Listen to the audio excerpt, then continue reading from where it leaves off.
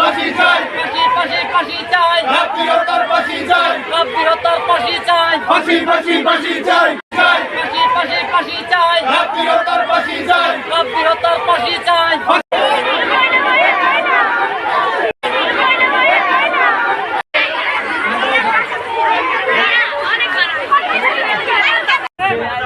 আমরা আইনের প্রতি শ্রদ্ধাশীল, আমরা সমাজবাসী এবং এলাকাবাসী আইনের প্রতি শ্রদ্ধাশীল এবং আমরা যারা কচুয়া উপজেলা ছাত্রদলের নেতাকর্মী আছি তারা এই হত্যার সুষ্ঠু তদন্তের মাধ্যমে শাস্তির আওতায় এনে তাদেরকে ফাঁসি দেওয়ার দাবি জানাচ্ছি, এই আশা ব্যক্ত করছি। এবং আগামী 24 ঘন্টা আমাদের মনোবাসীর পক্ষ থেকে, সমাজবাসীর পক্ষ থেকে আমরা ওসি সাহেবকে আগামী 24 ঘন্টার ভিতরে এই হত্যাকারীদের আইনের আওতায় আনার জন্য বিশেষভাবে দাবি জানাচ্ছি।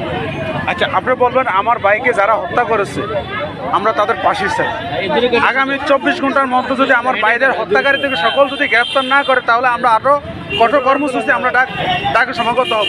আজকে আমরা এখানকার আমরা সমাজবাসী এবং এলাকাবাসী আইনের প্রতি শ্রদ্ধাশীল এবং আমরা যারা কচুয়া উপজেলা ছাত্রদলের নেতাকর্মী আছি তারা এই হত্যার সুষ্ঠু তদন্তের মাধ্যমে শাস্তির আওতায় এনে তাদেরকে ফাঁসি দেওয়ার দাবি জানাচ্ছি, এই আশা ব্যক্ত করছি। এবং আগামী 24 ঘন্টা আমাদের মনোবাসীর পক্ষ থেকে, সমাজবাসীর পক্ষ থেকে আমরা ওসি সাহেবকে আগামী 24 ঘন্টার ভিতরে এই হত্যাকারীদের আইনের আওতায় আনার জন্য বিশেষভাবে দাবি জানাচ্ছি।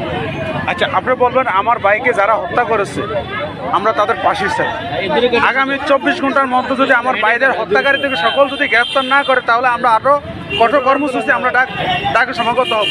আজকে আমরা এখানকার গ্রেপ্তার করে এমনকি আমাদের এই গ্রামবাসী, আমাদের এই মনারপুর উচ্চ বিদ্যালয় এবং মাদ্রাসা পুরো গ্রামবাসী আমরা একত্রিত মাঠে নামছি। আপনারা যদি ব্যর্থ হন তাহলে আমরা আরো কঠিন আন্দোলনে ডাক দিব। আর ফিরে যেতে একটু গাড়ি সাইড করে দেবে, এটা আমার দাঁড়াও, থামো, আর যাইও না, শেষ।